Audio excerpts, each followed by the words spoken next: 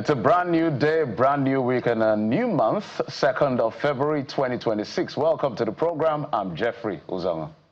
How are you doing? Hope you had a lovely weekend, especially after January seemed to run a marathon. Hey, welcome to the new month, and welcome to your perfect morning starter that helps you make a sense of all of the happenings around you. And look who's back. Good morning, Kayode. Good morning, Jeffrey. Good morning. Good morning. I never left, by the way. Just a little space, but it's great to be back. February, it's said to be the month of love. Also the month where people are receiving salary for like 3 months of January, because January usually feels like 3 months. But it's great to be here. Welcome to the program. I'm Kayode Okikulu. Guys, there's a lot going on in our country. You know, I was watching, I think, one of the meetings we had, which I can't disclose what meeting it was. One of the persons who spoke at that meeting and said, look, one of the reasons why he had to excuse himself from a particular department is to the effect that he just got tired of bad news, covering bad things. There's maybe some of us are hardwired for these kinds of jobs. Somebody has to do the job of looking at all sides when there are good things happening and when there are bad things happening. For us, sometimes it looks like there's a lot of complaint, concerns across the country. When you look at the generality of things, well, the ruling party will say otherwise, as always. But the people have the final say. But maybe we'll piggyback from what was said yesterday on our political program where General Christopher Musa was hosted. That's the Minister of Defense. And he said a lot of things yesterday. And it was asked about the issue around the coup. And I would like us to take a listen. I hope this is the track where he talked about what his impressions are as far as that coup is concerned. Let's take a listen to him. Again, I think these guys were just a bunch of very unserious individuals that really don't know. If you look at the caliber of the individuals, if you look at, I don't know what got into their heads to think that they could take on the armed forces like that. What I even said was, even Nigerians will have fought them. Even without the armed forces, Nigerians will have stood against them. Remember, Nigerians have fought against the military rule for quite some time. And that's where Mr. President has always been one of them. So now for them to think they could just wake up one morning and do that in Nigeria, I think something went wrong in there. They need to reset their brains. So far, most of them have been caught. If there's anyone, maybe one or two, but most of you know, and it just started from the colonel himself, who feels disgruntled because he was not promoted. He didn't meet the marks to be promoted. You know, the armed forces is really very strict about its promotions system. So he didn't make it. And so what he decided to do was to probably go around, look at other people that had one issue or the other, not promoted or felt that they were not posted rightly and all these things, and they tried to bring them in. And my pain is all those young officers that didn't understand what was going on, that he had put in this mess, and now they have to face the consequences. Remember, during those days when they had coups, you had to have most of the big ones. You have to have GOCs or service chiefs with you, because those are the guys that control and monitor what's being done. You don't have any of such. They are just very low-ranking individuals that have no access to some of these things. So for them to have even thought about it, I think something really went wrong in their heads. So that's General Christopher Musa, guys, talking about his own impression. We've seen several coups. We saw the first one in '66, we saw another one in '75. We saw the one that led to the death of Murtala Mohammed. You know how that played out before Olusegun Obasanjo came in. We saw the coup that brought in Muhammadu Buhari, God rest his soul, the one that brought in IBB, and then the one that brought in, what's his name now?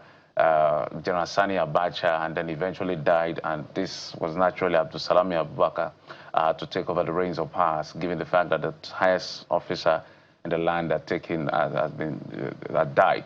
So I agree with him that it takes a lot to be able to execute a coup, especially now. Now, we're just 27 years into this democracy. But whatever is worth, we will always say coup is not the right way to go as a people. Is the country okay? No.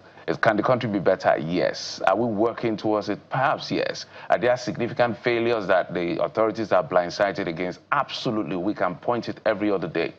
But I think we'll be retrogressive in our approach to begin to think of, you know, taking out the constitutional authority as enshrined by the Constitution of the Federal Republic of Nigeria. And I don't know whether Nigerians are really ready for military rule. Some people may be comfortable with military rule. I can't dismiss that.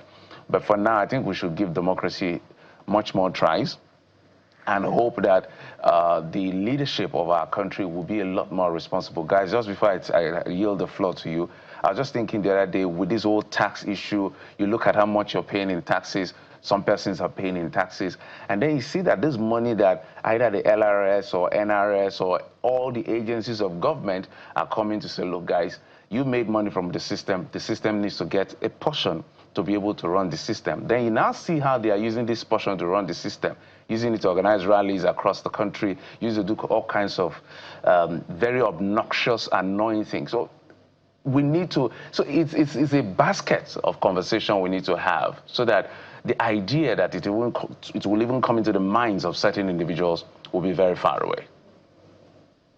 Gary, we've missed you. I think you should go first. Well, lest we forget, guys, that last year when this became a thing, and there were rumors around the coup plot, and it was around the build-up to Nigeria's Independence Day celebration, and questions were asked. I remember we asked right here as well, and what the authorities say, the military and the federal government, and I'll quote what the defense spokesperson said at that time, said that the ongoing investigation after the arrest of, I think, about 16 officers, said the ongoing investigation involving the 16 officers is a routine internal process aimed at ensuring discipline and professionalism is maintained within the ranks. It said an investigative panel has been duly constituted and its findings will be made public. The question was clear at that time.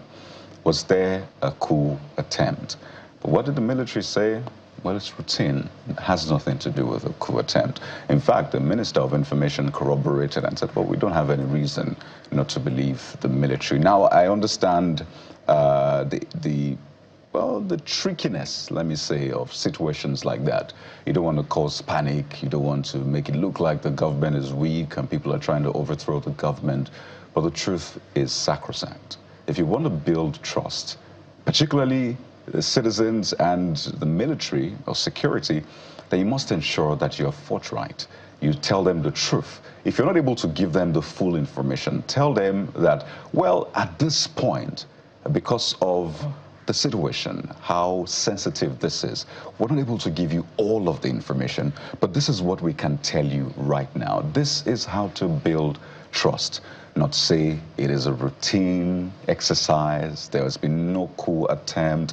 Now, how many months after, 5, 6 months after, we've come full circle and then begin to talk about that coup attempt, which we originally denied. This is not how to build trust. We must acknowledge the great work that is being done by our security forces in spite of the challenges they face. Now, we'll get to some of the losses we witnessed over the weekend and some of the gains and the wins. So, yes, we absolutely acknowledge that, but we must not drop the ball when it comes to speaking the truth to the people, because that's when and how you can build the trust which you need to combat insecurity. That is my take. This coming, 5, 6 months after, well, I don't know, I think it's just this fact after the, how did they say that thing again? The fact after the event or whatever. That's my take on this, guys. Well, I believe that, taking off from where you left off on accountability, I believe that the Minister of Defense and former CDS did respond to questions, around that particular subject. When our political editor asked him, then why then did the military deny it in the first place?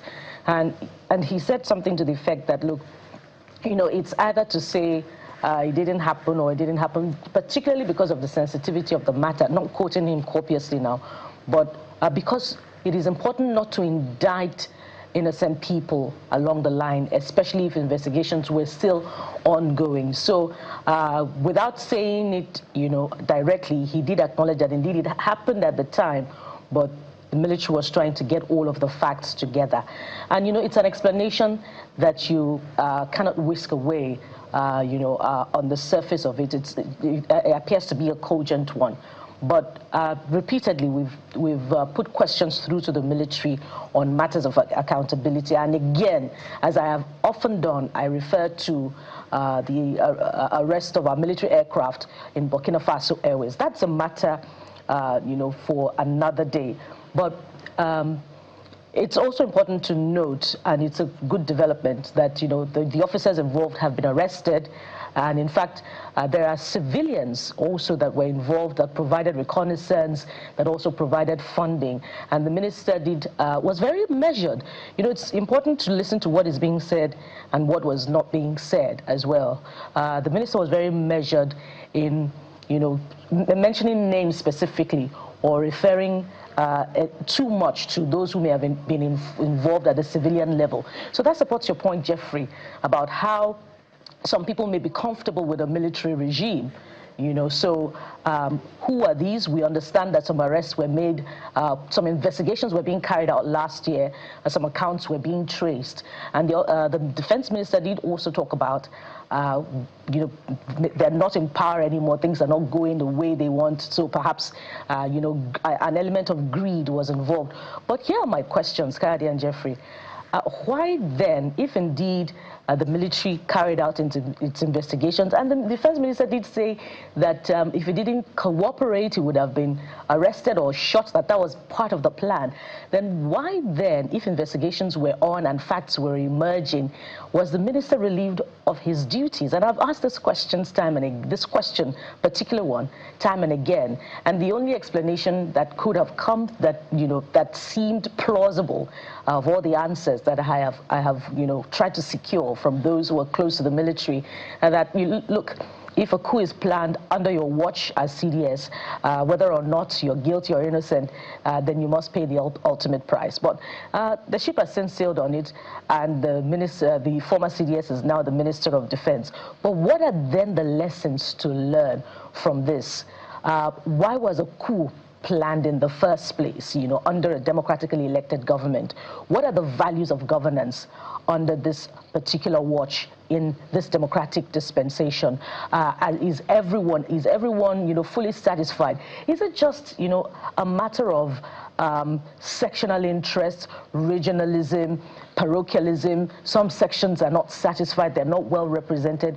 Or is it really that the dividends of democracy are not trickling down right down to those who should get it? Because there's also the matter of these are really junior ranking military officers, and they had not been promoted. Why had they not been promoted? What are the institutional values under Nigeria's military? Those are the real questions that we should be asking. But also, we cannot discountenance the fact that the military is making some progress, especially in the fight against insurgency in the Northeast. We see that there's some, you know, progress reports coming through with the neutralizing of a number of bandits, attacks on bandits' enclaves. We expect sustained operations. We want to hear less of, you know, our officers paying the ultimate price. And we hope that, you know, as this progresses, the military will be a safe place for all men and women in that institution. We'll definitely get into the nitty-gritty of all of this. And at the end of the day, there's something we must be very careful as a people to be able to sustain this democracy. So when some of us are sticking our necks out and saying, allow democracy to thrive, let political parties succeed. I want at least 5 political parties, this is my personal opinion, 5 political parties, you can put any within these 5, to actually succeed and work for our country. Viable opposition, strong ruling party, they will definitely lose election, another party will come, but each party continues to build, not these SPVs we're building, and the reckless irresponsibility we see within the people in government and those who just left government. Because, guys, I will continue to say that if we investigate a lot of the war chest some of our political holders have, they stole public funds. There is no way you can be that rich if you didn't have any other business outside of doing what you do in government. And so when people see these things and people are struggling, what do you want them to make of it? But military coup, military rule is not an answer. And now, talking about public funds, guy, Osun State is still in the in the conversation. I understand that the Assembly has called out former Governor Boyega Oyetola and the APC's, what they call the APC cronies, over alleged diversion of Osun State local government funds. So guys, this is what I can tell you from what I've discovered. I never knew at some point that, you know, there was a court case, appeals that APC won and lost in Osun State as far as the local government administration is concerned, but they will argue otherwise. But that is the position of the two sides that are divided. Well, so we have the APC-backed chairman and the PDP-backed chairman. We understand from the conversations I've had with the interviews we've done that the central bank or so had opened an account with a commercial bank in Nigeria where these APC-backed local government chairmen are receiving funds directly from the federal government. Osun State is the only state, to the best of my knowledge, I stand to be corrected, in the 36 states of the federation where local government funds are paid directly to the APC-backed chairman. Now, I am pro sending monies to the local government chairman. The process is what is now questionable. Now, the PDP guys, I don't know what's going on with them. Now, this is the big argument. The big argument now is that we understand, as alleged, that some of these chairmen are signatories to the account. There's never a way it's not supposed to be. President, governors are never signatories to accounts. So what exactly? The federal government has to come and do some explanation. The second part is the fact that we interviewed the Commissioner for Information, Kolakba Alimi, and he said that the state government is still bearing the responsibility of school teacher salaries, the basic amount that salaries, the monies that are supposed to be paid to local government workers is still carried on from the state's government's fund. You know, normally federal government pays money to JAC, which is joint between local government and state. Then from there it goes to local government, which is where state government control local government. The president has said that's not going to happen again. Let's send these monies directly to the local government. It hasn't happened since the Supreme Court judgment, only Osun State. So let's even accept without conceding that, okay, what are the guys doing with the monies that are being paid to them as APC-backed chairmen? Because there are two arguments. All these cases are in court. Well, the Assembly, I understand from their listing, they said 25 million naira being paid to each of the 30 illegal, they call them illegal, APC chairman, 12 million naira payment to each of the, according to them, illegal APC vice chairman, 10 million naira paid to each of the 332 APC councillors, 130 million to selected traditional rulers, 13 billion for legal fees and all of that. So, guys, the question... Jeffrey, yes, I can hear you. Go ahead. Yeah, if I may come in there, we did have an update to the last conversation you had on the show last week with the legal advisor of the APC, Mr. Ogushola, and he didn't deny that the APC is creating another account. There is another account. Yes, with a certain bank in Nigeria, but that the state government is hindering their efforts to be able to secure those funds. So whether, I'd really not like to say that he lied. We asked him how much had been received so far, and he said it was upon assumption of office that they got funds in the first place. I think he said that he may have got 12 million naira as running cost as a local government chairman, because he did serve as the leader of a local government. So whether they're still getting funds up until this time is what we cannot confirm from what he told us last week. But the question is, if a matter of local government administration is under litigation, is a subject of litigation in a particular state of the federation, why then is the CBN aligning with the party in the dispute to create a separate account for the receipt of funds? Now, the Minister of Finance should answer this very important question. There are three people that will answer. Yes, Jeffrey, especially if local government administration is so dear to the heart of Mr. President and has in fact said that state governments should comply with the local government ruling from the Supreme Court in July 2024, I believe, and that if this was not complied with, he would be forced to issue an executive order.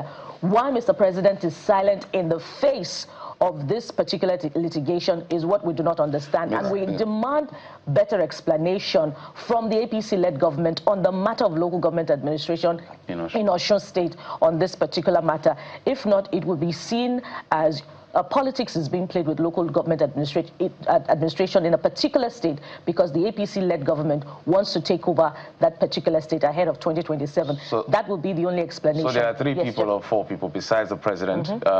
Cardoso, the CBN governor, has to answer questions. Wale Edun has to answer questions. Lateef Fagbemi, the Attorney General of the Federation, because the allegation that Oyetola, the former governor, is working with them to do this as alleged. Kayode. Well, we will continue to do the spotlighting, uncover the issues, and we can name those in government that have explanations to do. But I must also mention one more person, and that is you. You must exercise your agency as a citizen, let me use that term, of Osun State or resident of Osun State. This is money meant for you that is being used to play ping pong. All right, so we'll do our jobs. They have their jobs to do. But until you add your firewood to this fire, the rest will not be done eventually. But we'll take a quick break now. When we return... That is a jollof return to the show. Absolutely. When we and return, a good way to ease the tension. Thank you, Kayode. It's a breakfast show, so we must reference jollof. But we'll take a quick break now. When we return, we'll take a look at how the dailies are reporting the big stories. Stay with us. We'll be right back.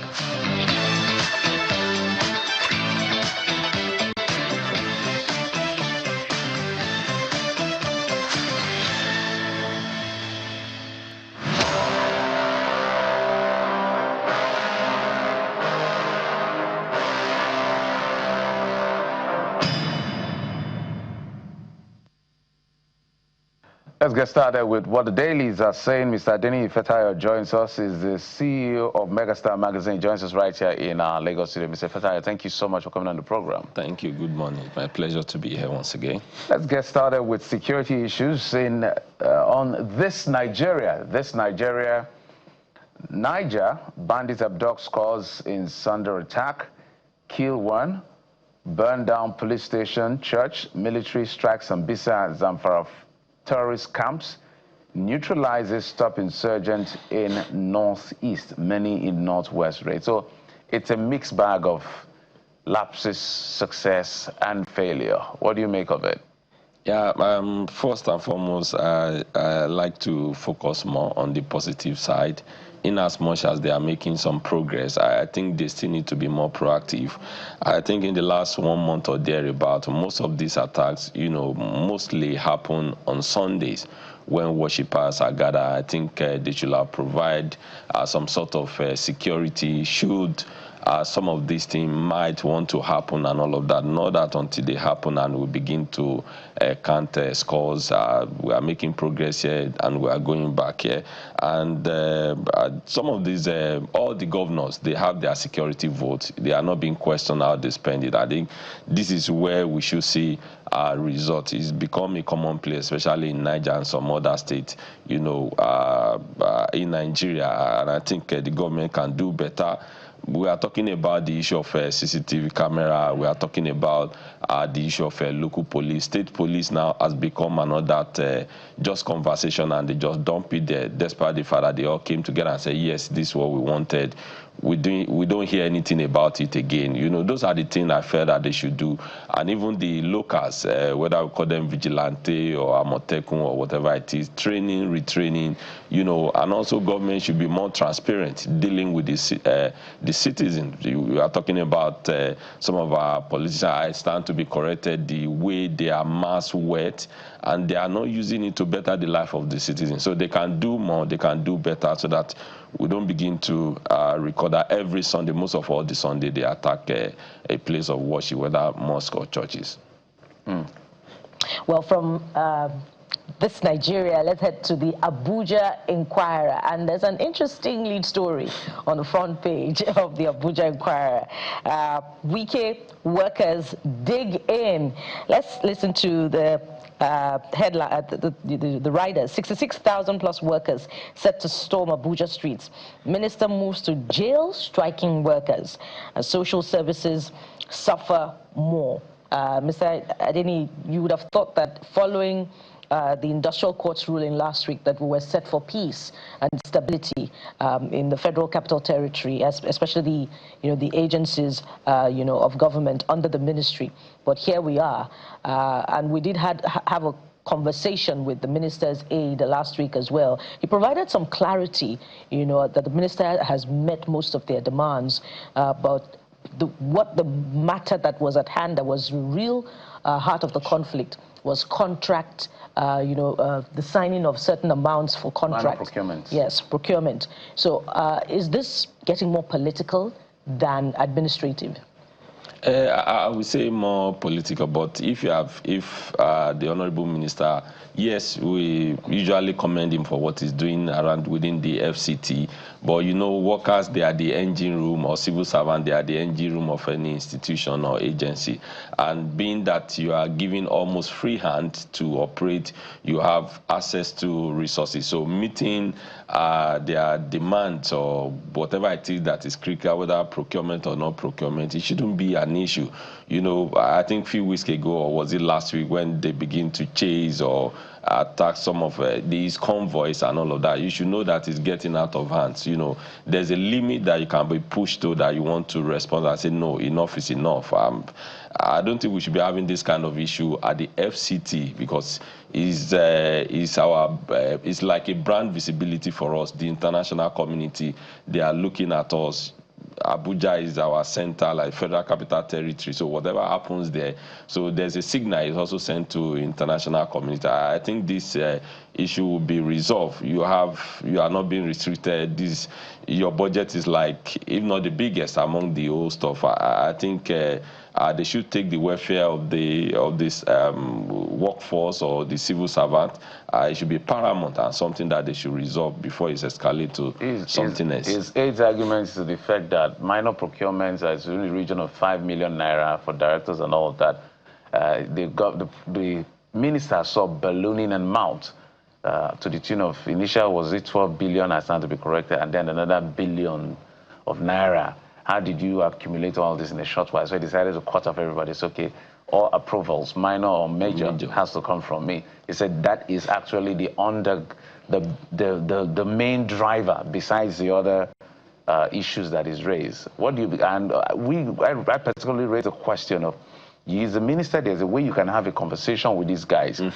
He's never met with them. We put that to him. He said he doesn't have to meet with them. You're not an overlord. You're a servant of the people. Yeah. A conversation will help, but they seem to be pushing back. What do you make of it? Yeah, but just like you said, you are saying that you want to, whatever approval, whether small, big, or major, or minor, has to come from you. So I think there should be a dialogue, and you table it. Oh, this is what I've discovered in this period of time.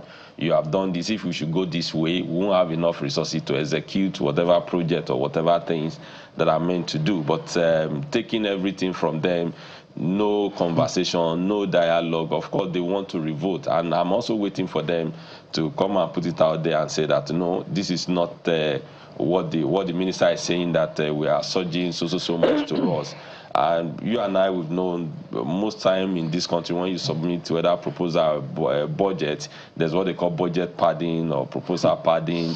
They want to sort out whoever, maybe the secretary or whatever it is, the one that will take your file from this office to that office. You know, somehow is terrible. But if they want to reduce some of this form, all these things can be put on a platform. You apply online, you submit everything online, but they won't allow that technology to work. Well, the Vanguard newspaper, Mr. Fatayo, is next. Leads with something that concerns business owners. I mean, doing business anywhere in the world is not is no child's play at all, really. But particularly now in this context here, you see businesses buckle under debt as defaults push bad loans to 21.2 trillion naira. High interest rates, FX shocks, end of COVID forbearance trigger spike in corporate loan figures. And there's still the uncertainty for a lot of people around the new tax laws. But I mean, take a look at this, Mr. Fatayo. We're trying to push our GDP, ensure that we grow even beyond some of the projections. But you see, the businesses that drive GDP growth, that drive all the indices that will help you know whether your economy is healthy or not, a lot of them are facing challenges. Are you feeling this as well as a business owner, Mr. Fatayo? Let me personalize this a bit. Yes, of course, because looking at, I think during the COVID, some of these advanced countries, they look at some sector that drives the economy, that we're going to give you a soft loan, a kind of support, a subsidy to cushion the effect of because you need to pay your workers, you are not working, you are not running. I've not seen where our government have been able to do that, and especially when it comes to business, which drives our economy. It's just only, I stand to be corrected, Mr. President meet with the big boys, those who is in the industry. But I think, and of course the banks too, they make what we call abnormal profit. How, as a businessman, you want to take 5 million for a loan? I took a loan one time and I pay as high as 27%. I note for me to get out of that, I said I will never do that again.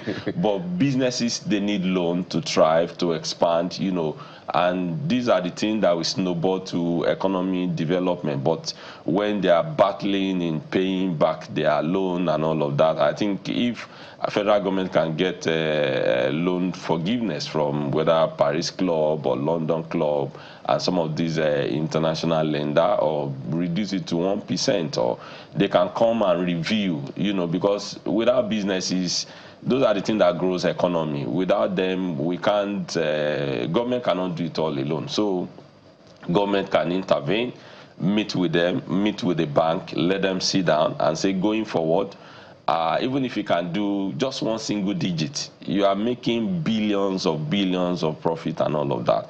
So that, as Mr. President said, let the poor, or let businesses breathe. They have to definitely breathe. At the end of the day, businesses are the interest rate is quite high in our country, and although the inflation has really got into a very, it's still high, but from where we're coming from, you know, the progressive reduction in the inflation numbers from, I think, about 24 to, I think, is it 14 or 14 now? No, is it 17 now?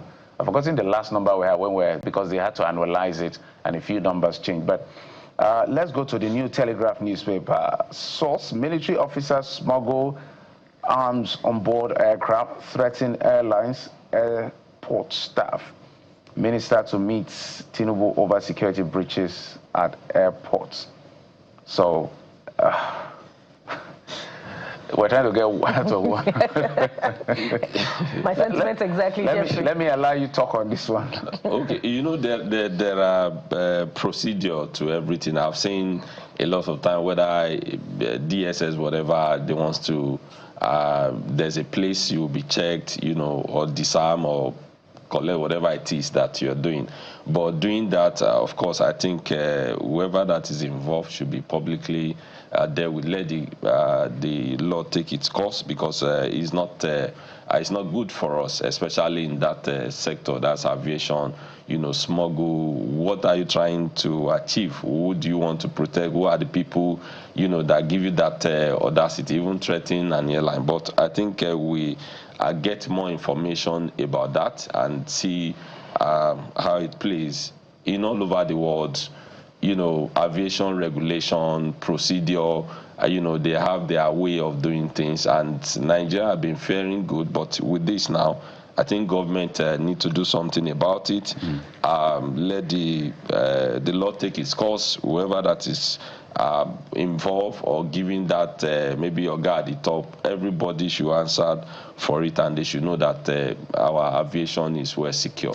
And you know, one of the most prominent incidents, because apparently there had been a couple, one of the most prominent allegedly involved a serving naval officer, Lieutenant Adam Yerima, at the Nnamdi Azikiwe International Airport, Abuja, in November. Yes, the name rings a bell, but it's still being investigated. It's said to have involved ValueJet Airlines. But this is a major source of concern. And amidst all of the conversations we're having, this is certainly something we do not want to see. So we'll be following up to see the outcome of the ministers' meeting with President Tinubu over security breaches at airports. But I think the laws are clear. If the law says you shouldn't do this, nobody should be above the law. It's quite simple. Yeah, simple as that. We'll get the full context of what has played out. But if anybody is breaching protocol, I think the person should go in for it. It's as simple as that. Mr. Adeni Ifataya, thank you so much. The CEO of Megastar Magazine, joining us to bring light and insights on the dailies today. Thank you, sir. And just before we get to the very first conversation, let's bring you up to speed with what we're doing today on the program. We're getting started with issues around national security on the backdrop of abductions and return of those who have been abducted and the incidents we've experienced in recent times. The new revelation, acceptance by the military that indeed there was a coup, and the report has now been submitted to the president. They will be court-martialed as the law demands, military law demands, and they will be entitled to fair hearing. And from there, we're going to talk about politics. The PDP is also in the conversation, and we're going to talk about health. The incident that involved a young lady, I think in Abuja. Yes, so that's the PDP conversation. There's a court judgment from Ibadan court, so we're going to go all sides to hear what the issues are. It looks like it never ends. We're barely about a year to the elections, and PDP is still struggling around leadership crisis. And then we'll talk about the issue of health and the activities around our healthcare sector, given the fact that recently a young girl, we understand, died due to quote-unquote anti-venom unavailability. But what exactly happened when she was bitten by a snake? We'll find out right here on the program. Join us again.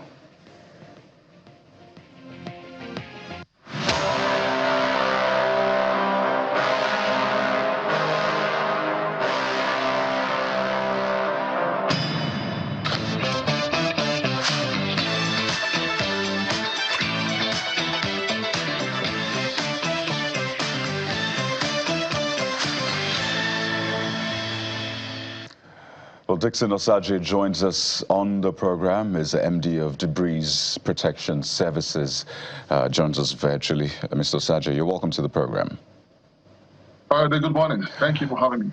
Well, there were incidents in Borno over the weekend, Zamfara, Niger, and as we said earlier on, we recorded some losses, unfortunately, of members of the Nigerian armed forces, but we also recorded gains, some wins by the military. And we'll talk about some of these events, how they're linked and what to do moving forward. But I just want to get your comments quickly on the statement by the Minister of Defense regarding the attempted coup and the explanation he gave around why the military sort of denied the attempted coup last year, saying they were trying to essentially ensure that nobody escapes. But this came at a time where the news was out already. In fact, the question was asked based on the news that got out that officers had been arrested as a result of an attempted coup. So it was widespread. So how, again, do you situate that? Because it looks like there's been a trend of maybe denial or not entirely coming out. We saw it happen in Kaduna last month, where there was a kidnapping, you recall, and there was outright denial by government. Even people in that area, people that were meant to represent the people, denied. The issue with the aircraft as well. So it looks like there's been that trend. But hearing the minister's explanation, does it account for that denial, maybe? Thank you very much, Kayode. I think this is the time we need to start speaking about the credibility of the Nigerian military when it comes to information management and also information sharing. Because I tell you, when the military denied the incident that went viral about the coup, we know, and I strongly believe, that there was actually a coup d'etat attempt. But the military must understand that they are the topmost agency that protect the national integrity of our great country, and they must not be so swift in coming out to respond to an incident. Nobody is pointing a gun to your neck to speak. It's either you decline statement or you speak. It's two options, but not to come and lie to the public. Each time you do that, what you do, you are losing credibility, and the military must never, Nigerian military precisely, must never, ever lose its credibility when it comes to communicating with the Nigerian people. They must say A or B, yes or no.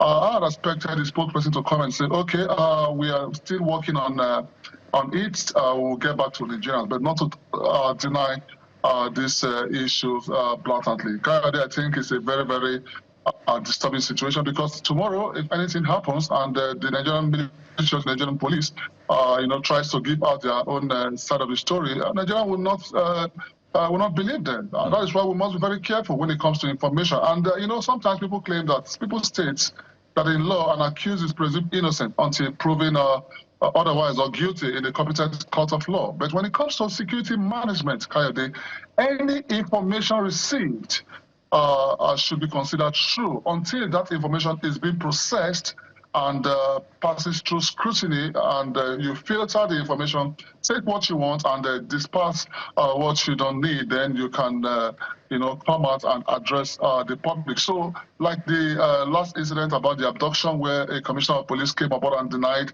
was very shameful. What they should have done is to tell the public to relax, with no comment for now, we are investigating. So my point home is that the Nigerian military spokesperson needs to, run some training on information sharing and communicating with the Nigerian people, and also the Nigerian police spokesperson should as well do that, so that they all be in unity to ensure that they don't pass wrong information to the Nigerian people. I heard the Minister of Defense loud and clear. He gave one or two reasons why they actually denied. That reason is not justifiable. That is a lie. What that implies is that the Nigerian military has lied to its own people, whom they sworn an allegiance to protect. Not even in this age where information has been democratized. I mean, everybody has access to information, right? And the people are no fools, they can tell. So it's always best to come forth with the truth. But let's speak to the activities of the armed forces over the weekend. In Borno State, troops of the Joint Task Force Operation Hadinkai recorded yet another significant operational success with the neutralization of top Boko Haram and ISWAP leader Abu Khalid, identified as the second in command of Boko Haram in Sambisa Forest, alongside 10 other terrorists during that operation. Thankfully, in that particular one, no casualty was recorded among our own troops. But the one in Zamfara State, where troops overran bandit kingpin Gwaska Dan Karami's stronghold and neutralized scores, sadly led to the death of some soldiers. The number was not specified. These soldiers paid the supreme price during the encounter, while one combat enabler vehicle was hit by a rocket-propelled grenade, resulting in a fire outbreak. And then in Niger State as well, suspected terrorists attacked Agwara local government area, killing one person and burnt down the UMCA and a police station. Mr. Saji, these events, they're mixed bag, really, wins and losses. Is there a way to sort of link them and maybe project into where we're at now and where we will be with this kind of operations? Oh, fantastic. I can tell you for free that there are links between this engagement, and that's why when you look at the three strategy in countering terrorism, the link factor is a very, very important factor when it comes to management or countering terrorism. The resource is very important. Also, the mobilization factor is also very important. Why these three factors, the three Ds are very important, is that it assists the military to push in on these very people. But I want to tell you one thing today, and I've said it on many fora. The killing of terrorists is not victory, and it will never be a victory or sign of victory. It's not a sign of victory.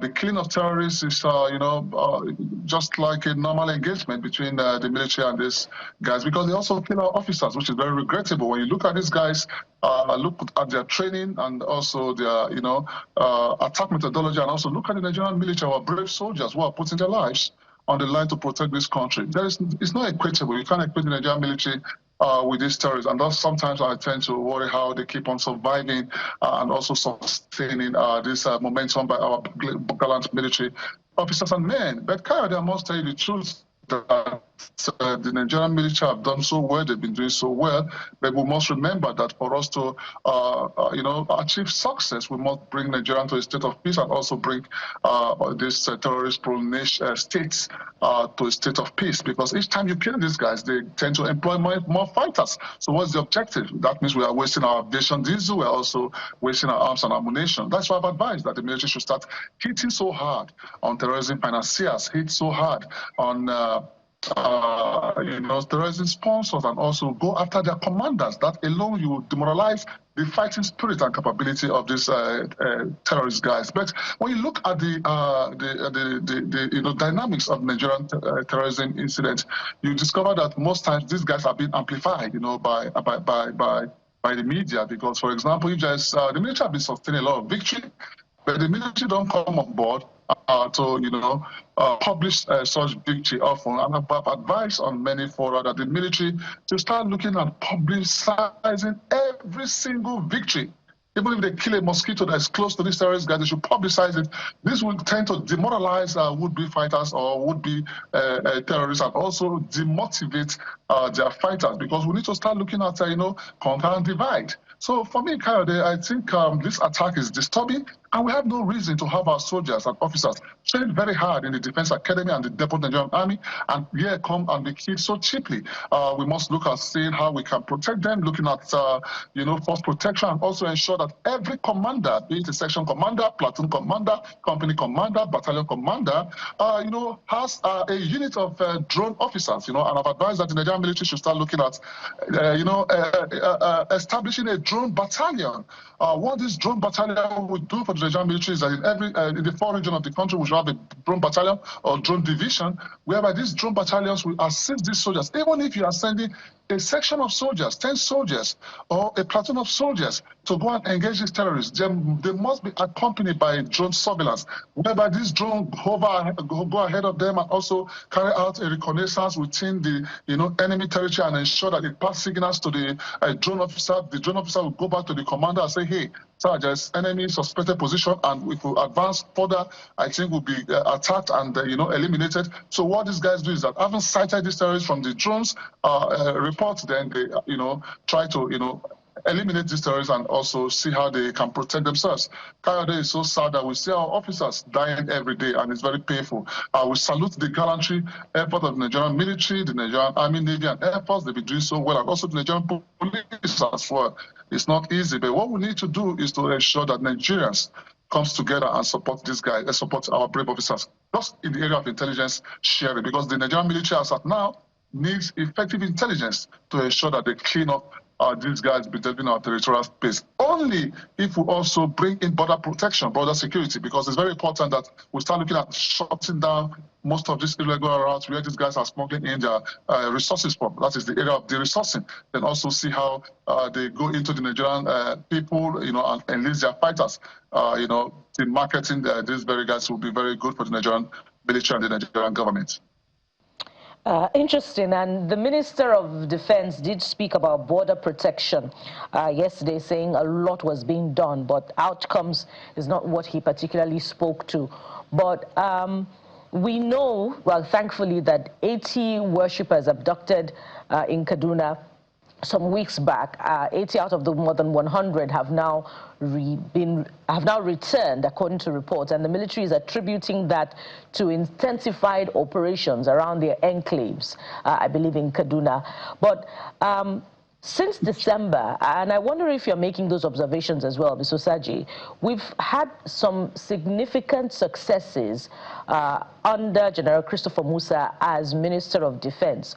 But the question is, how much accountability is also shaping this measure of successes that we're recording in the fight against banditry and insurgency, especially when you recall the abduction of people in communities and the return of those people without clear explanation about how they were returned. And we can also speak to so many other elements, shaping the fight against insurgency under this administration. How much accountability are you seeing that is coming through from this particular security trend? Fantastic, Bukola. General Christopher is a fantastic and brilliant military officer, one of the finest military general, and I tell you that he's doing very well, but we must understand that him alone will not succeed in this fight against terrorism without collaboration from his officers and men, and also from the military. But we applaud General Mustafa for his brilliant orders given to the service chief, and also unifying the service chief, the Army, Navy, and Air Force. Because what the military needs now is collaboration, Give kudos to the Air Force, because the Nigerian Air Force, I tell you, Bukola, in the past 16 years has been doing so well, hovering our skies and also ensuring that they carry out what we call psychological deterrence, because no terrorists want to be bombarded. The Nigerian Air Force have been doing so well, and the Nigerian Army as well have been doing so well. So these three components, the Army, Navy, and Air Force have been doing so well. But what we need now, Bukola, is that we need to have a lot of synergy, not just within the military, military. The Nigerian military should also see how, they work with the police and also the DSS, because the police is solely responsible for internal security. But as it stands, I must tell you that we are winning the war, and also for us to succeed in winning this war, we must ensure that our officers and men stay motivated and stay, compensated. Sometimes I ask myself, what is the average pay given to a soldier, chasing these enemies they never created? What is the average pay given to officers chasing these enemies they never created? I'll tell you that most of these officers and men have left their parents, their wives and children, their families, the past 1, 2, 3 years, trying to bring Nigeria to a state of positive peace. And when we have officers and men putting their life on the line, then that tells you that the Nigerian military precisely must not take the financiers and sponsors of terrorism for granted. They must go all out for all these guys, because you can't be losing your men and same times, petting most of these guys, terrorist sympathizers. And that's why sometimes I tend to worry, is it that Sheikh Gumi is bigger than the Federal Republic of Nigeria, because this is a man that has sympathy or, sympathize with this terrorist group. And I want to ask, if his wife and children were among those being kidnapped or killed or raped by these bandits and terrorists, will he have also, spoken on their behalf? So Nigeria should start looking at getting hold of terrorism sympathizers as well, so that we'll be able to pass a message that terrorism is not a joke, because this is really putting us in a bad light. Then also the Nigerian military should please try to see how they ensure that officers and men don't die so cheaply, having been trained so hard. We must have all components in place, all fighting mechanisms in place. Give them more arms and ammunition. I saw a video going viral about a soldier complaining that he was just giving 16 rounds. 60 rounds, 60 persons. One bullet cannot kill 2 people. So if you give some soldiers 60 rounds in this very deadly operation, it is an intentional operational error in the side of the Nigerian army. So you need to ensure that they have a lot of arms and ammunition, and never again should you have these terrorists overrunning the military base or the army base. They are not powerful or as trained as our soldiers. So I think we need to get some operational strategy, treated, and also deployment strategy. Don't leave a soldier in the battlefield for so long. Most times we see our soldiers, that's why you see that they've been overstretched. Battle fatigue is a very dangerous plight in the human mind, because every battle begins from the mind. When you take a soldier to the front line, let him or her know when he or she is coming back home to reunite with his family. If you don't do that, the fighting spirit depreciates and dissipates, and that is going to affect the operationability of the Nigerian army. And that's why most times when this attack comes, these soldiers, some of them tend to run away, because if you don't know when you are going back home, you run away. The Nigerian soldiers are naturally motivated and one of the most strongest and gallant forces in Africa. We just only need to motivate them, look into the operational errors, deployment strategy. Don't put 5, 10 soldiers or send 10, 20 soldiers to enemy suspected position where you know that they will be, enveloped and not come back home. So the Nigerian army needs to go back and re-strategize. 2026 is a year for strategy. Re-strategize your operation, deployment strategy, 9 years, 9 months, 10 months, 1 year maximum. Send them back home so that they will refresh and come back to the battlefield, not just leave them indefinitely, most times 3, 4 years in the battlefield. That is a deployment error and an operational error the Nigerian army needs to treat. I'm happy, Mr. Sajay, you served in the military, so you know how to look from inside out and outside in now. As far as the military is concerned, one of the things I appreciate about General Musa is the fact that he knows how to speak his mind. It doesn't matter whether you agree with him or you don't agree with him. He will speak his mind because he's a professional soldier, true and true. One of the things he mentioned, which is what I want you to speak to, there has to be a way to incentivize professionalism in our military. We know that certain appointments are political. We cannot debate that. But generally speaking, from what you know, are these military men treated fairly in terms of promotion, payment, given our current reality? By our current reality, I mean our economy. So because for every promotion, there's going to be additional pay, additional allowances, and all of that. So do you think that we're incentivizing professionalism enough that some people will not say, okay, since you don't want to get in I can't get what I want, maybe if I chase this government out, that's the right way to go, which we all disagree is not the right way, which we all agree, rather, is not the right way to go.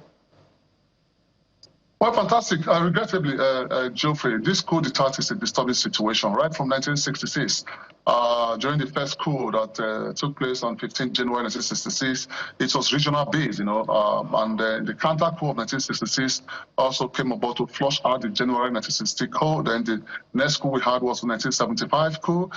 Also 1976 coup, then also the overthrow of Shagari in 83, and also overthrow of General Buhari 85, and also the Gideon Orka coup, and also the Palace coup that took place in Abuja when General Abacha, took out Shonuko. So for me, I've seen a trend from this military coup from 1966, and what I see and what I could start there is that most of these officers and men are greedy, and I tell you that the constitution of Nigeria should be allowed to prevail. Because the reasons during this coup is that the military, these coup plotters cite corruptions and election rigging. If you check the overthrow of the First Republic, the Nigerian army, the officers cited election rigging and corruption, and also the 1983 coup, they also cited election rigging and corruption. But within the military, army taking over from army, they cited, like General Buhari, they cited harsh treatment of his officers and men, and also the brutality of the Nigerian people. But bringing this together, what I can see is that the Nigerian government should start looking at checking the causative factors. That's why I try to highlight the reasons why most of this coup took place in 1966. But for me, I see it as love for power. That is a major factor, because there's no reason for any person to overthrow a sitting government or a constitutional established government of the day. That is what we classify as a mortal risk. Taking this mortal risk simply implies that when you fail, you are prepared to die. And that's what General Mustafa says. They all know the consequences. But good enough for them, we are in a civilian dispensation, and also if the military are done with court martial, they have to, go for appeal through the High Court, Appeal Court, and also Supreme Court, which is going to also determine their fate. But for me, I will try to advise the Nigerian officers and men to ensure that they dissociate themselves from such character. But I have to advise this guy, the Nigerian government needs to start doing well. And these officers and men, we need to also ask them, why do they want to eliminate President Tinubu, a democratically elected president? And I tell you, some of them want to say maybe they are not being taken care of or well taken care of. And I went through the list, Geoffrey. 98% of those guys are Northerners, and I think from going by their names, I don't want to be religious here, I think most of them are Muslims. And we have a dispensation of Muslim tickets. So I'm trying to see what their anger is and what really motivated them to see how they will take over from this government. General Mustafa have said it loud and clear. They know the consequences of their action before they carried out this. Then looking at motivation, Geoffrey, I will be very honest. I think by the grace of God, I've made over 700 appearances all over the world, both local and international. And Law for Nation is all about telling truth to power. It's not about lying and, shading the facts from the government. The Nigerian army is not doing so well for its officers and men. If you go to the front line, for example, like those officers in the Northeast and Northwest, in exception of their salary, what is their risk allowance? Their risk allowance is not up to $50. Maybe, for example, 60,000 naira as risk allowance, fighting all through the month. That is very, very poor. I advise that every soldier in the front line minimum risk allowance should not be less than 500,000 naira. This is going to motivate them and also ensure that they are welfare, they are well taken care of, and also they are, given opportunity to reunite with their family frequently, so that their battle fatigue does not depreciate. So the Nigerian army military should work on the motivation of its officers and men. Geoffrey, there is nothing too big to pay someone who puts his life on the line to protect his people. Like most of us that are Christians today, worship Jesus Christ because we're so glad that he laid his life on the cross for you and I. So if we worship him till eternity, then how well will a government think that whatever they give to the officers and men is so much? No. Any amount you pay these officers and men putting their lives on the line is never too much. They want it, they deserve it, and they must be honored any day, anytime, anywhere, to the end of time. And that's a very valid point to make and a great place to anchor. There's also been concerns around military officers smuggling arms on board aircraft, threatening airlines and airport staff. We understand that the minister is going to have some sort of conversation with the president on that, just to put it out there. But Mr. Osagie, we have to thank you so much. We're speaking with Mr. Dixon Osagie, MD Debris Protection Service. We wish you the very best. Thank you for having me. God bless you, and God bless Nigeria. Well, we'll take a quick break now, and when we return, yes, the Labour Party has been meeting. Well, it depends on what side of Labour Party anyway. The APC also has been having its meeting and welcoming people officially into its fold, but then there's a PDP as well. What exactly is going on? Stay with us. We'll be right back.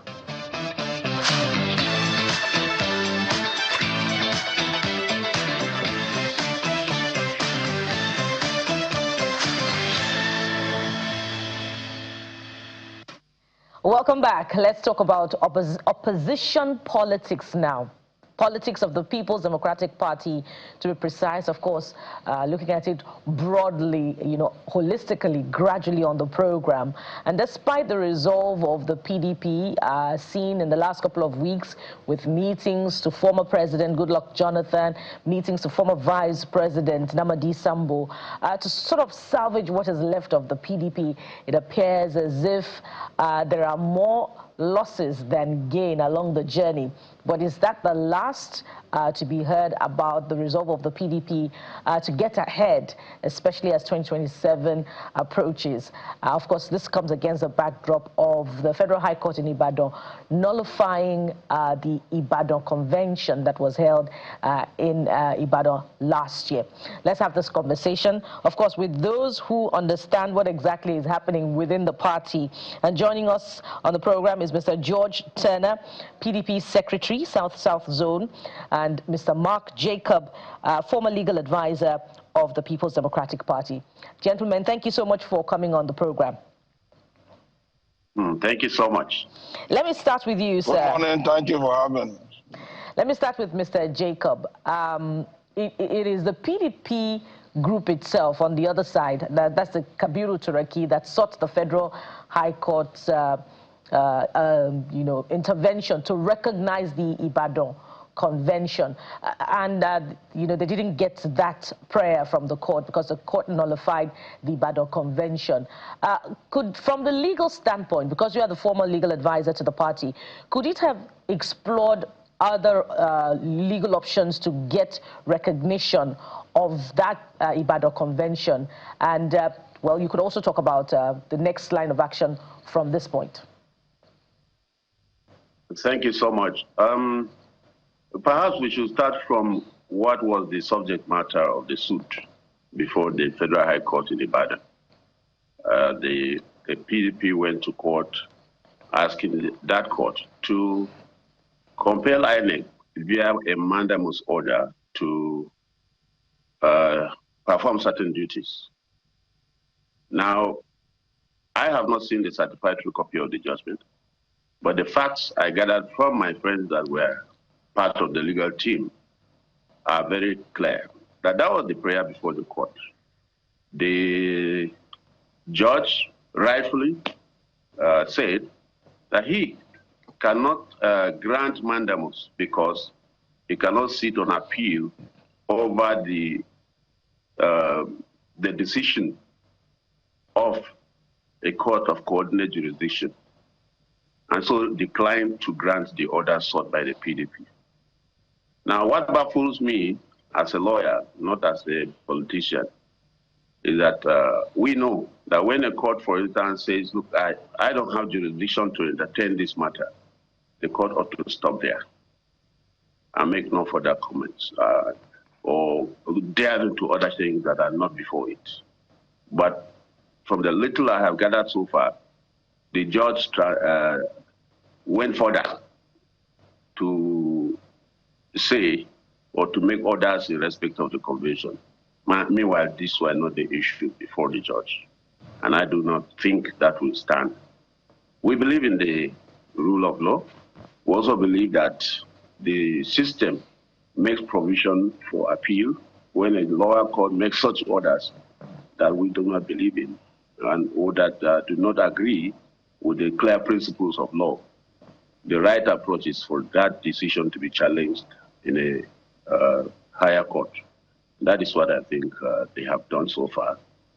That appeal, that judgment has been appealed against, because judges do not donate what parties do not ask for. All right. They do not do that. All right. Mr. Turner, let's get your perspective on this particular ruling from the Federal High Court in Ibadan.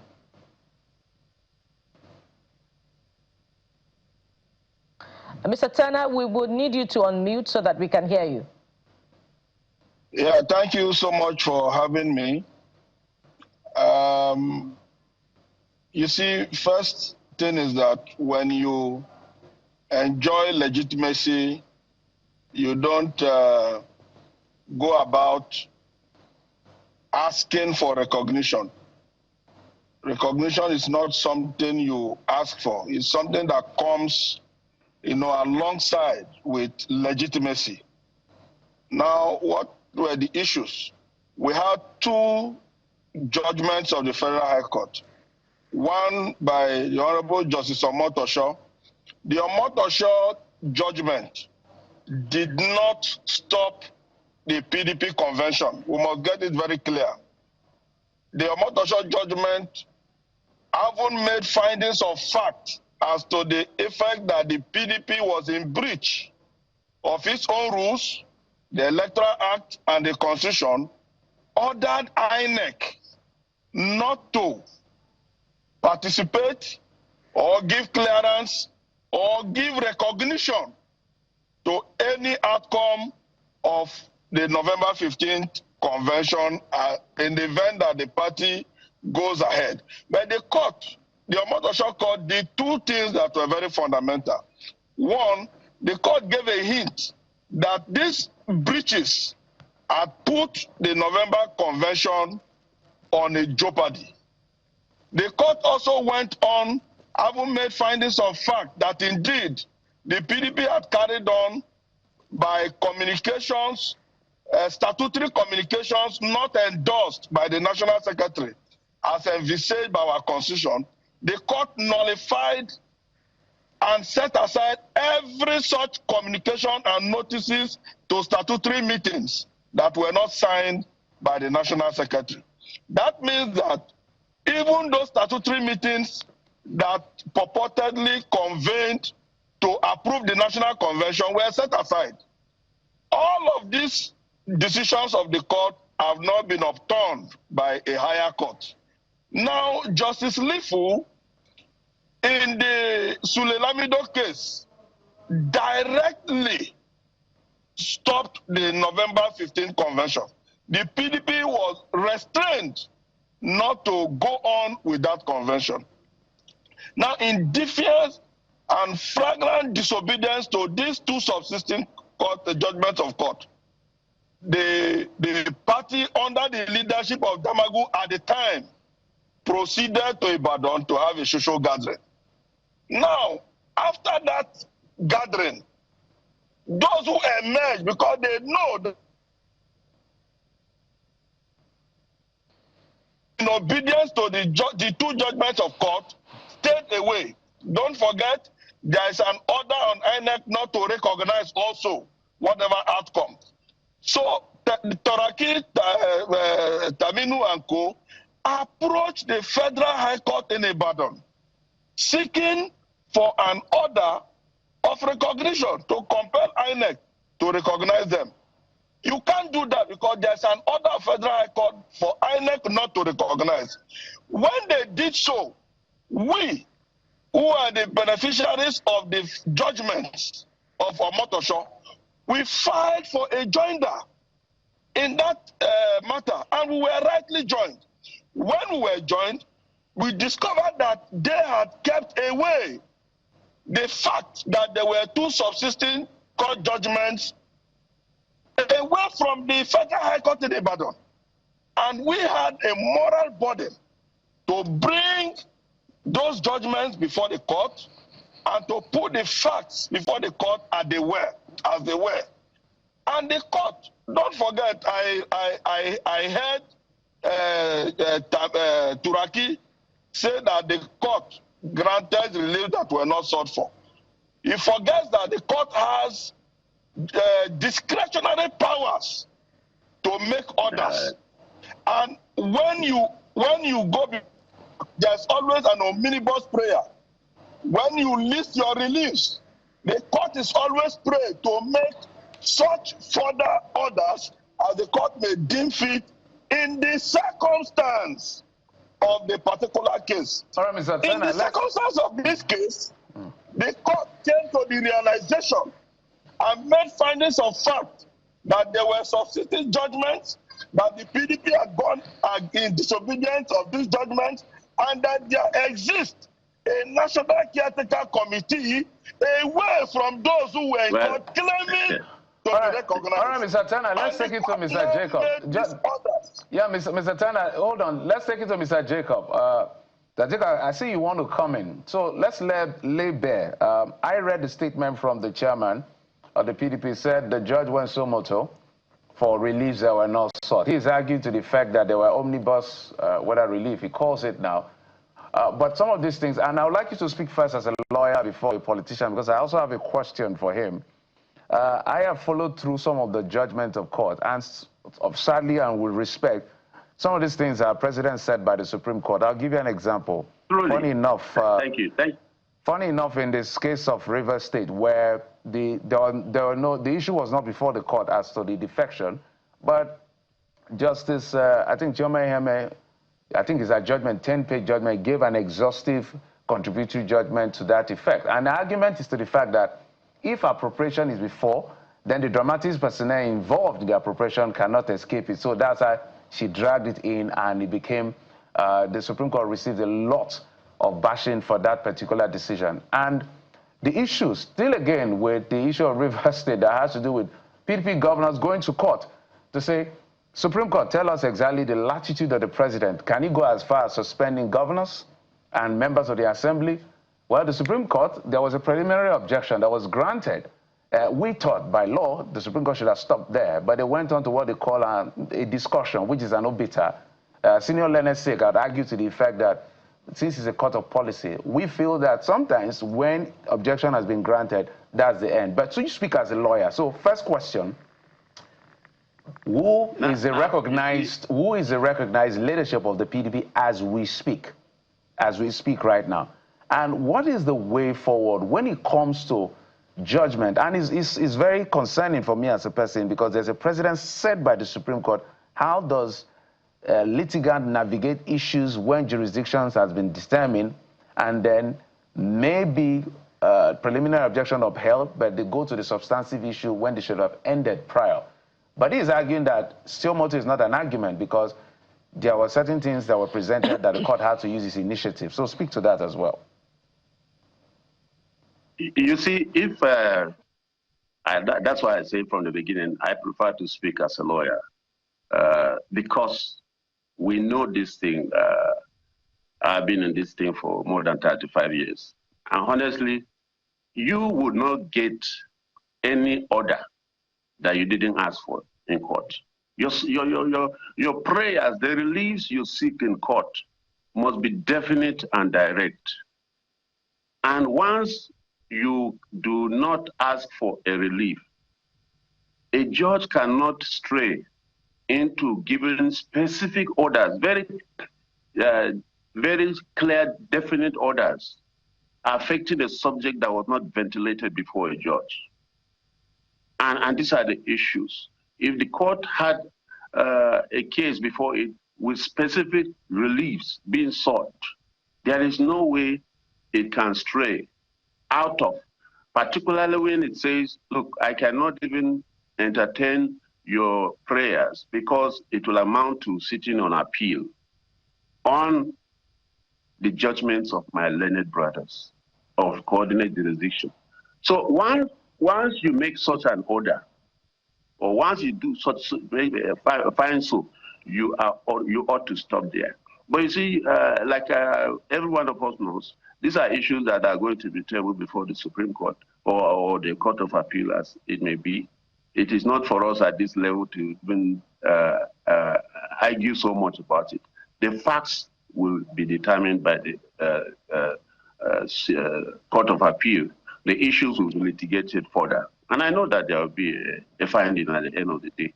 You cannot rely on the omnibus ground. No, the omnibus ground sometimes is just on maybe issues of costs and so on. But every relief you seek must be specifically stated and pleaded. You cannot rely on the omnibus ground, and you just cannot rely on omnibus ground to begin to ventilate and make orders that were not sought by either of the parties. It would have been understandable if there was a counterclaim from the other side with this kind of release contained therein.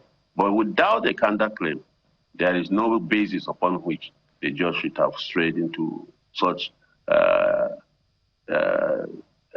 tangent issues that were not litigated. Let me take it to Mr. Turner. The judge cannot step in.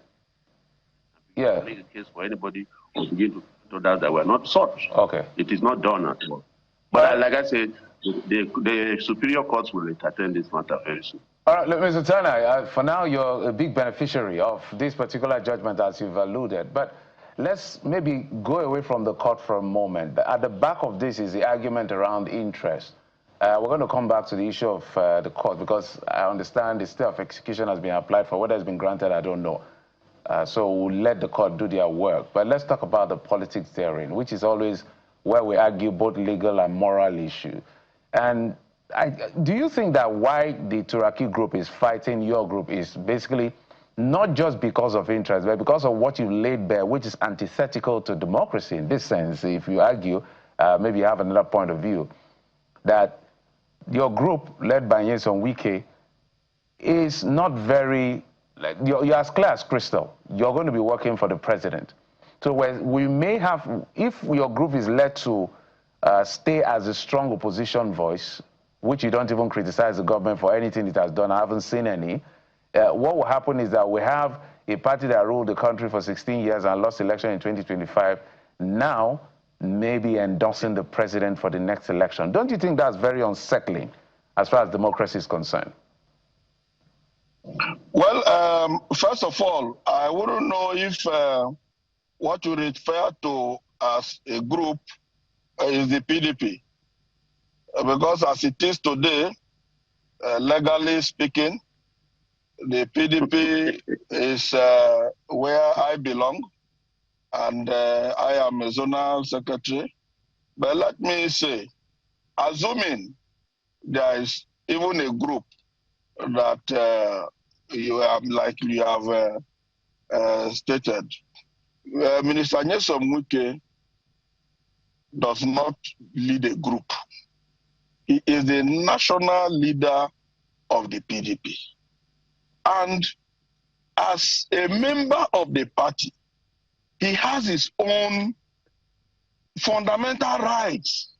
One of those rights is his right of choice. And that is why it's a democracy. And that is why political parties must operate internally on the foundations of democratic principles. Recall that Minister Nyesom Wike has never at any point come out to make declarations either on behalf of PDP or even on behalf of the G5 that, I mean, it was very pronounced that he leads, that the organization or the group or as a team was going to support Mr. A or Mr. B. He has consistently said, I will support Mr. President. Let me even take you to 2023, where Mr. Chief Wike led the G5.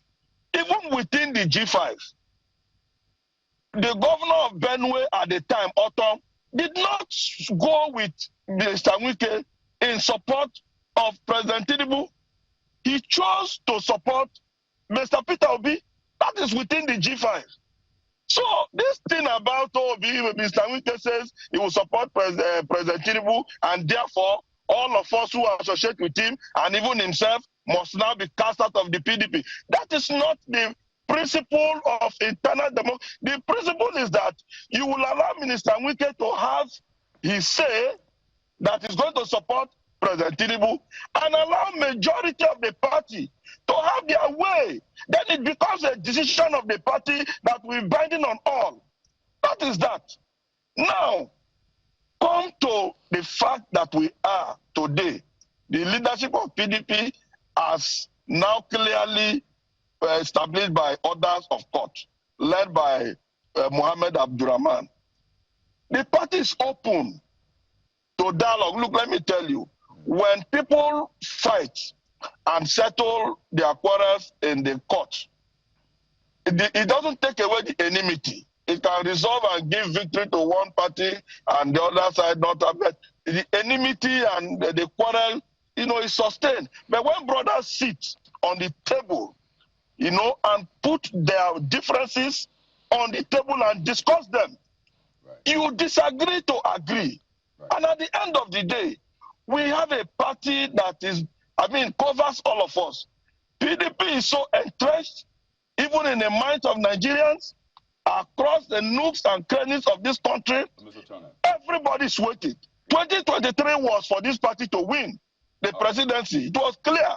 But because of impunity, lawlessness, and grandstanding by leaders, we got to where we are. Today, the same thing, the same characters, the same impunity, disobedience to orders of court. Look at now. Court said, don't hold yourself out as leaders of PDP. They continue to travel in impunity. All right, Mr. Turner, if you can hear me, I just want to get some clarification, Mr. Turner. Just quickly, you referenced the FCTA minister as the national leader of your party, and I've looked through your constitution, and there is nothing like national leader. Is that in a manner of speaking, or have you created another position for him as national leader? No. It's always conventional. Okay. The issue of leadership in our party. But it's not constitutional. When we say governors, no. Even when we say governors are the leaders of the party, the state, in PDP, it is conventional. All right. No, you were specific, national leader. For the APC, they have that. Maybe you're actually copying the APC in this one. But ours is conventional. All right, Mr. Turner. Just quickly, I want to ask both of you, what exactly do you want to make of the PDP? Because it would seem the PDP is different things to different people. For some people, very few people, maybe they see it as the only viable opposition. For some other people, they see it as a tool. I recall the governor of your state saying that the FCTA minister told the president that, don't worry, I'll hold the PDP down for you, almost as a tool in that sense. So really, and I'll begin with Mr. Jacob before I come to Mr. Turner as we wind out.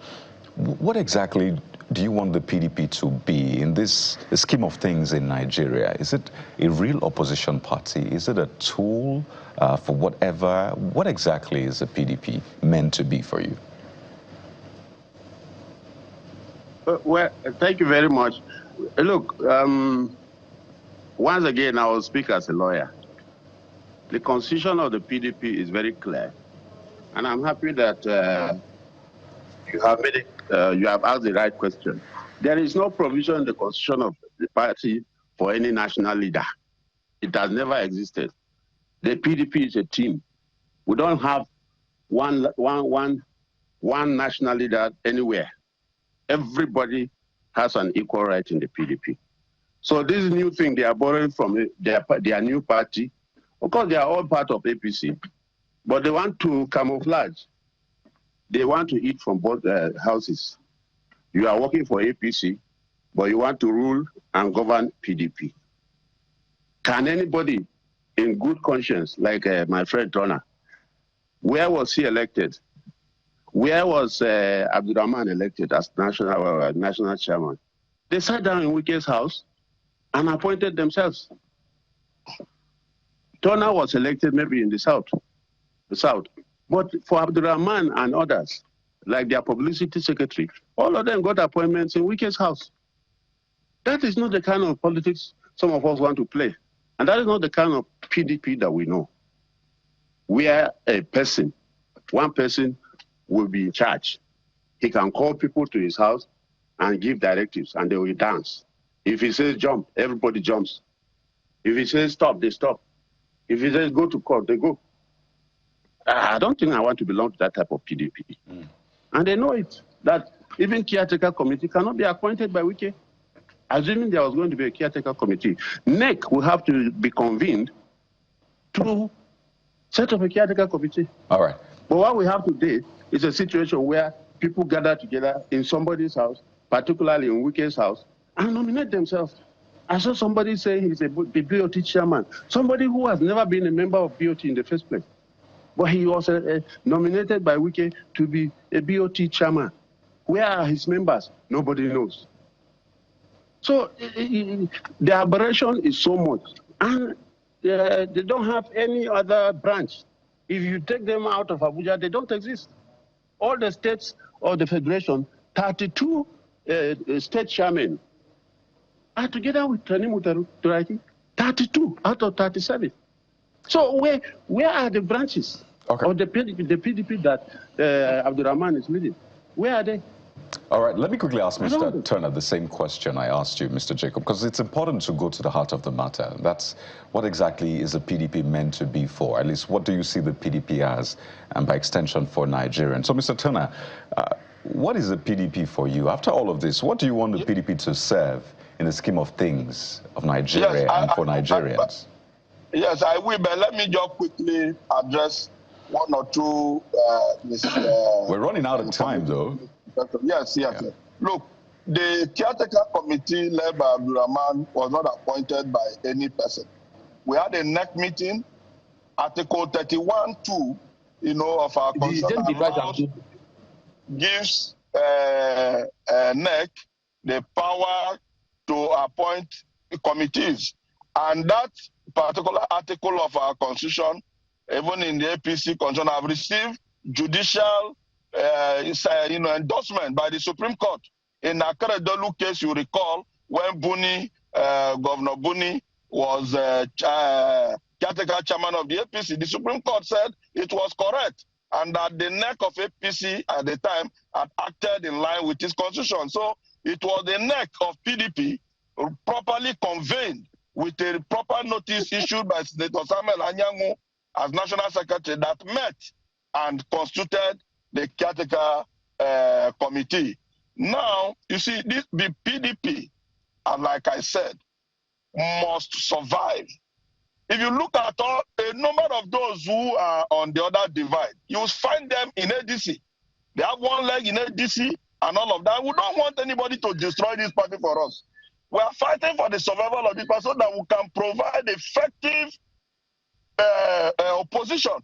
Opposition does not mean to wake up every morning to abuse the president or the party in power.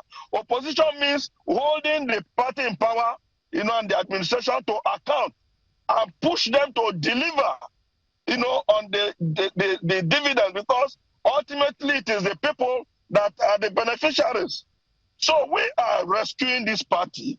And let me say this, the struggle for control of the structure of the PDP is normal, it's politics. At the end of the day, any of the group that is able to have that structure, everybody should come together and support the leadership so that the party moves forward. We don't want this party to go down. And that is why we are putting everything within our powers to make sure that this party survives. Election, let me tell you, in 2013, some leaders of this party led 5 governors out of a sitting president to walk out on a sitting president at Ego Square. At the time, what were they saying? They said it was the turn of the North to produce the president of Nigeria. And to them, it didn't matter if they were going to build alliances with anybody and any party for the North to produce the president. They got the presidency in 2015.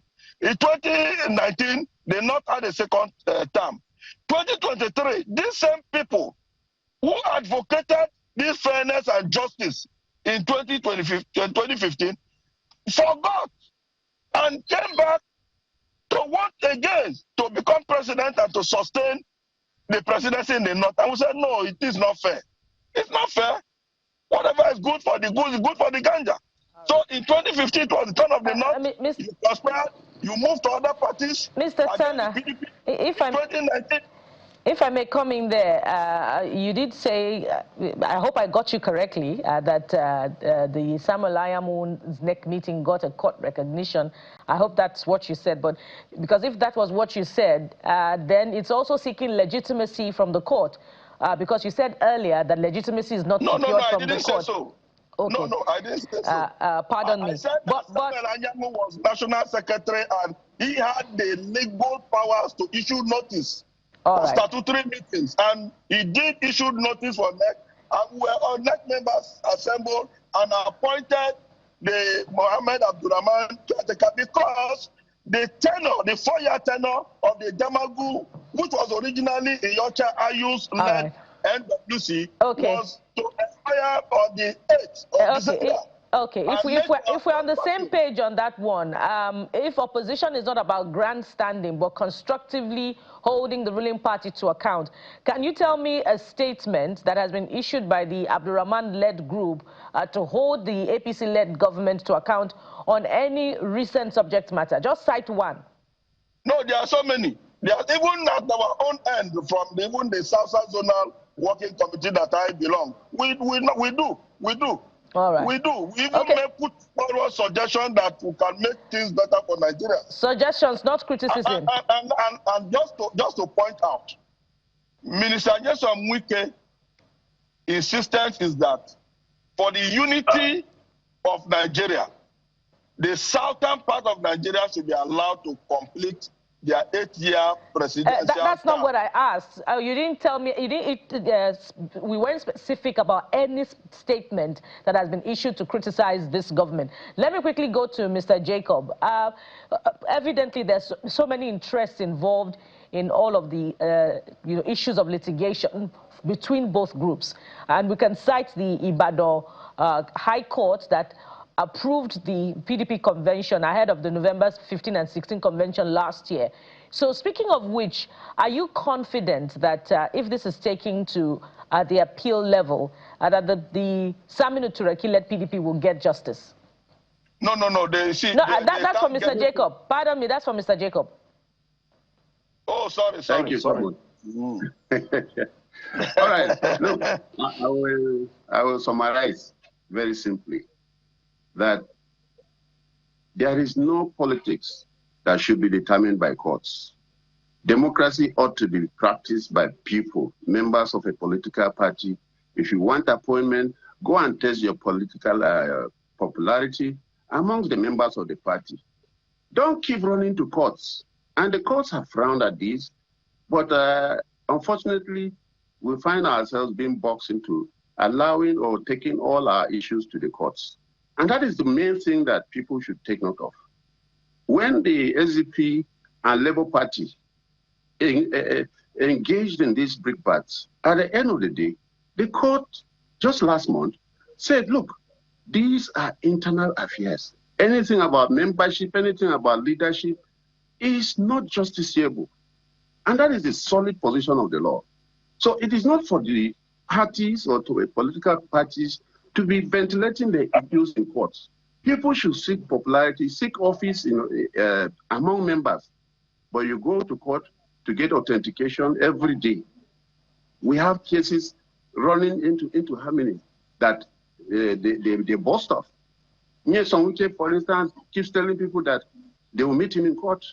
Even when they were talking about the issues with Fubara, he said the federal government should be careful, or else he will expose them and that they will meet him in court. He will deal with them in court. I don't understand how individuals, politicians, should be using the courts or should be claiming ownership of the courts to ventilate their issues. Let's go and play this politics in our party secretariats, among our members, not in the courts. And yes, when you mentioned the High Court in Ibadan, I was there. The High Court in Ibadan also said, go ahead with the convention. You have fulfilled all the requirements. And so there are competing judgments. 2 from Abuja, 1 from Ibadan, speaking on the same thing. As I said, I regret having all these issues ventilated in the courts. But again, we have competing judgments. And the one in the High Court came last. Lifu issued this order around 3 p.m. All right. The High Court in Ibadan issued this order around 5 p.m. All right. So the PDP can be said to have been guided and protected by that order to have proceeded to court and with the convention. Now, going to the Court of Appeal, as a lawyer, I'm not permitted to speculate. But we all know the position of the Court of Appeal and the Supreme Court on the internal issues affecting or having to do with administering political parties. And that would be a fine place. That would be a fine place to anchor the subjects. We must thank you very much, gentlemen. Pardon me, but we must end it for this particular one. Mr. George Turner is the PDP Secretary, South-South Zone, and Mr. Mark Jacob is former legal advisor of the People's Democratic Party. Gentlemen, thank you so much for your time on the program, and our best wishes, of course, remain with the PDP in the hopes of a resolution. Thank you for coming on the program. Thank you so much. Thank you for having us. We'll take a moment now. When we return, it will be time to have a difficult conversation about the death of the popular Abuja chorister and the soprano singer. What really happened? Stay with us. We'll be right back.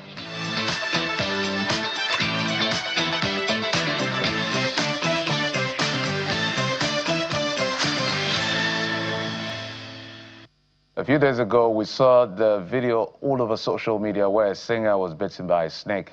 And we understand she was taken to hospitals, and eventually died. The initial reason I was giving was to the effect that there were no anti-venom available for her. Popular medical doctor and content creator, Procol Doctor, had also talked about this as well. In his video, he said, look, it's not the venom that killed her. It's actually the anti-venom that was not available, and it was quite critical of government prioritizing big infrastructure over simple things like public health care in primary health care centers. We're a country where we have all of these kinds of snakes littered all over the place, and we don't have availability of anti-venom. So let's expand the conversation, using it as a springboard to talk about public health in general. We're being joined in the program by the chairman of the Nigerian Medical Association, Lagos State Chapter, Dr. Saheed Babajide Kehinde. Dr. Kehinde, thank you so much for coming on the program. Yeah, good morning, everybody. Well, good morning, Nigeria.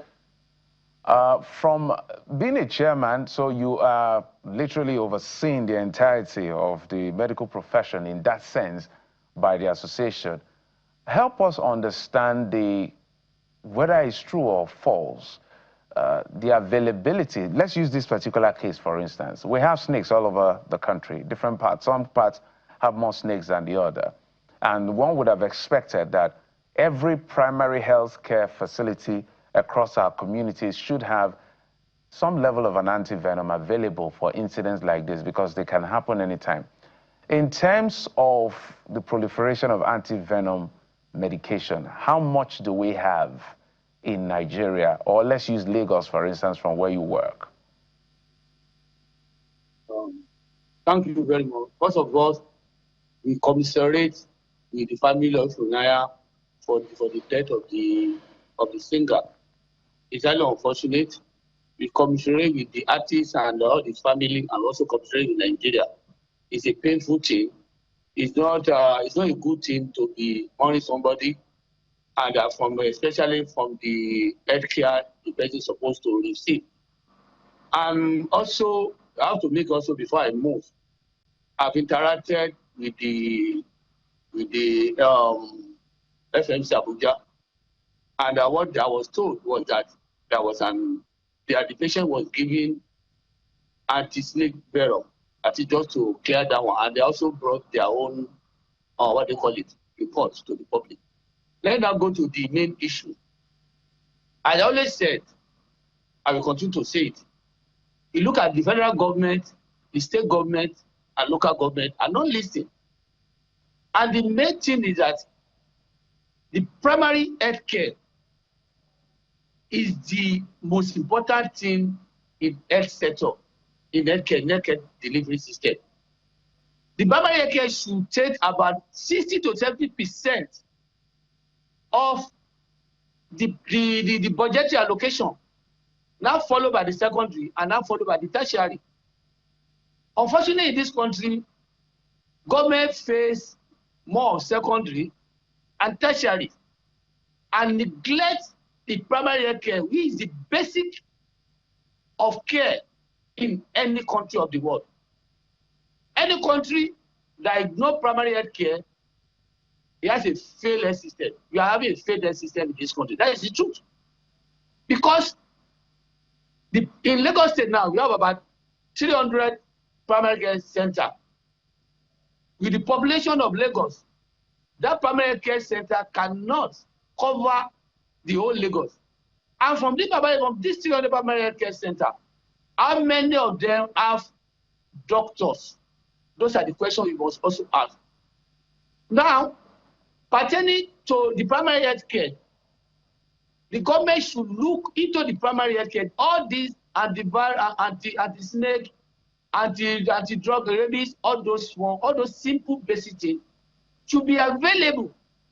And what do you mean primary health care? Primary health care means the first place you go for health care, and should not be a distance from your house or from your job, from everywhere you work. And what do you mean is that in each ward, even within the ward, I'm talking about ward in terms of local government, in each ward, you should have at least one primary health care center. Do we have that? And two, I've told government again that primary health care is not only by the government.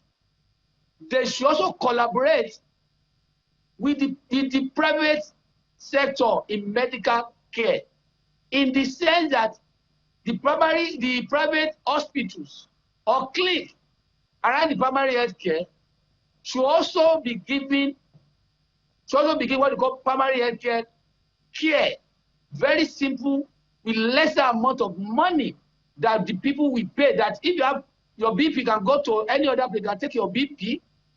You can, by the time the incident happens, the first place they should go is the hospital nearer.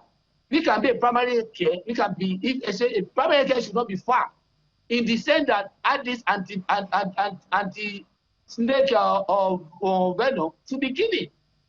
But unfortunately, our primary care is nothing to rap home about.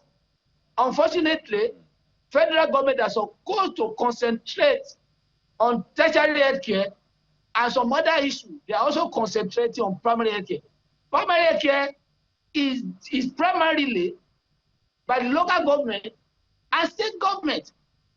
The first is the local government. They should make sure there's a primary health care. State government should also have a primary health care in part of their jurisdiction in collaboration with the local government. Why state government should also concentrate on the secondary, and why the federal should concentrate on the tertiary. Right. If primary health care is taking care of malaria, all those simple diseases, are being taken care of, well, Dr. Before you go to secondary health care, you should be talking about surgery, indeed, talking about something higher than malaria, higher than the enteric fever. Right. Now, we now go to tertiary. Tertiary should go into those are very important points you have made, ensuring that we strengthen the whole network from the primary all the way to tertiary. But this case in particular is what a lot of people will describe as unavoidable, really. So I want, from your account, did the hospital have enough anti-venom? Because the account that was given from those close to her was that it was while trying to go get another anti-venom that it got a call that she had died. No, what I heard was that when it happened, it happened at home, probably in the morning, and she was taken to one or two hospitals before she was taken to FMC Abuja, where she was given anti-snake venom, which was what I was told, which is different from the account in the public. But unfortunately, I think the day she came around level, probably the incident happened very early in the morning. And when you have a snake bite, there are certain things that are very, very important. The type of snake has the type of virulence, the danger they can cause. That some snakes are not toxic, that some snakes are toxic, and depends on the power of that toxin. On the severity. But in this situation, doctor, how many anti-venoms should she get? Is it just one? Understanding the time. No, it don't get one anti-venom. That's why they said they gave polyvalent anti-snake venom. Is there a need for a subsequent? Right. Is there a need for a subsequent administration of anti-venom after the first one? No, it depends. It is the first thing you are doing. This anti-venom you are doing is to prevent complications that can arise from that bite. That is what they call anti-venom. What it does is to go and prevent or kill or inhibit the venom from getting into the body and do any damage. That is the function of the anti-venom. Is to prevent, because when you have a snake bite, the first thing, the snake just go into the blood, later that go into the system. The respiratory disorder, the best thing the virus does is to prevent it, inhibit it from spreading, or prevent it from spreading. That's the function of your device, which it has to be done. Dr. Saeed, help us understand the time in between a snake bite and the time in between the one that has been bitten should get medical intervention before any danger happens. And I ask this because those who are close to the singer have said that she actually went to a particular medical facility first before she went to the Federal Medical Center at Jabi. She went to one in Lugbe. Divine Health, I believe, is the name of the medical center, but they didn't have. And all that while, the snake bite area, the area around the snake bite was tied. And by the time she got to the Federal Medical Center, Jabi, she was no longer as communicative to the brother. I don't know if he was younger or older, as she was all the while that she was in transit. So the question really is, in between the time of a snake bite and the time of intervention, how much time does the one who has been beaten require before they can be resuscitated, or if the intervention does not come, before they give up? If you get my drift. You see, you cannot say the particular type. That's why normally in treatment of the snake bite, you have to identify the type of the snake. The type of the snake determines the virulence, also determines how spread, the rate how spread it will go. Therefore, issue of time is very crucial in the sense that within minutes, you should try to give the antiviral and anti-snake venom.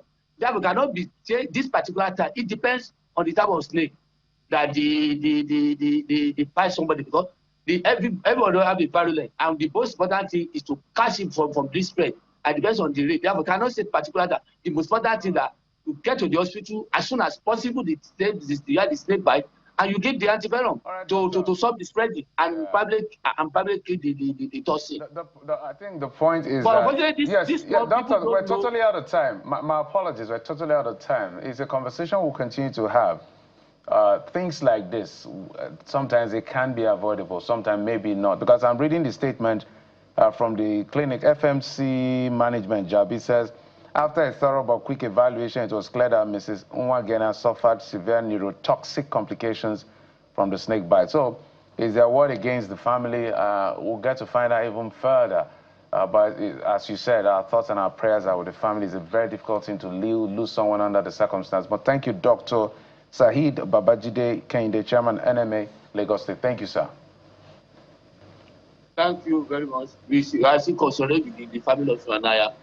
I think the pray for the better system in Nigeria. Thank you very much. Thank you. Well, that's it on the program. We didn't have time to talk about the Grammys, but congratulations to Tyler and congratulations to our own, the Burna Boys, the Biscuit, the David, all of them. And the Kuti family. And everyone. Thank you. Yeah. Congratulations to all of you. I'm Jeffrey Uzoma. Bye-bye. Bukola Koka. Bye-bye. And I'm Kyle Sunrise Daily is next.